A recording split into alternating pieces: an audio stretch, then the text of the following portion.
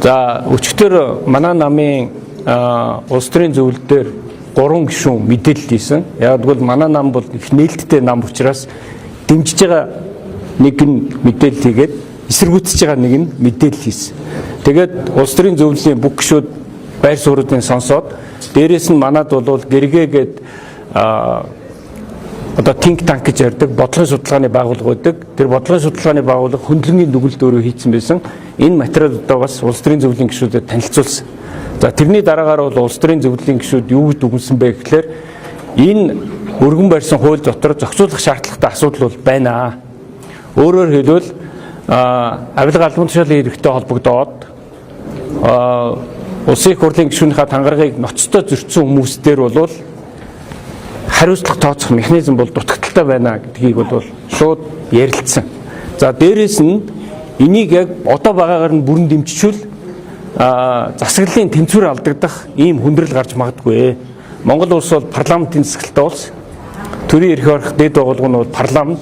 Тэгэхээр парламентыг сонгуулийн дундуур нь парламентын нийт гишүүдийн дүнд хөдөлгөөн ороод эрх барих ч юм уу олонхын байдал өөрчлөгдөх ийм хүндрэл бас үүсч магадгүй.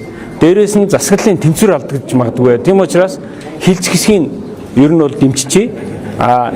Манай бүлэг бол эсэргүүцэн шийдвэр гаргасан олонхороо. Гэхдээ манай бүлэг бол асуудлыг одоо 2 оттой 3 оттой гэж бол эрен бэлдэг. Өөрөөр хэлбэл 3 оттой шийдвэрийг бол улсын их хурлын гишүүд бол өөрийнхөө үзэл бодлоос үл хамаарч дагах шийдвэр гаргадаг. 2 оттой шийдвэр дээр бол улс бүлгийн шийдвэр гардаг олонхороо. Гэсэн ч гэсэн цөөнх болсон хэсэг нь өөрийнхөө одоо улсын их хурл дээр байр суурьаа илэрхийлэх эрх нь бол нээлттэй.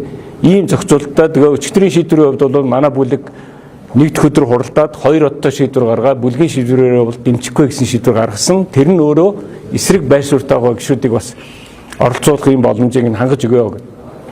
За миний хувьд бол ямар байр суурьтай байна гэхээр хилц хэсгийг бол дэмжих хэрэгтэй. Тэгээд хилц хэсгийн дэмжсэний дараагаар парламентын бүх намын төлөөлөл орсон том ажлын хэсэг гарах хэрэгтэй. Тэгээд энэ хуулийн үр дагавруудыг тооцох хэрэгтэй. Энэ хууль яг энэ дөрвөн заалтаараа хэрэгжүүл ямар үр дагавар гарах юм. Хоёрыг хэрэгсэхгүй болгоод хоёрыг авч үлдвэл ямар үр дагавар гарах юм. Ийм зүйлүүдийг бол нэлийн нээлттэй ярилцаад магадгүй энэ парламентын хугацаанд бас хэрэгжүүлэхгүй гэж болно. Ирэх парламентаас эхлээд хэрэгжүүлдэг. Яг гэвэл альва парламент өөртөө зориулж хууль гаргаж болдоггүй.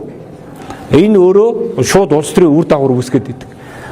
Өмнө нь хуулиа гаргачаад дараагийн парламентаас эхлээд хэрэгжүүлнэ гэх юм бол тэр парламентын сонгуульд орж байгаа улс төрийн нам, улс төрчд өөрсдөө сэтгэл зүйн хувьд бэлтгэлтэй, сонгогч нь сэтгэл зүйн хувьд бэлтгэлтэй. Биднэрт бас ийм эрх давуу эрх байгаа юм биш үү гэдгийг мэдэж тэрэнд орж байгаа хүмүүс ч гэсэн өөрсдөө хариуцлагатай байна.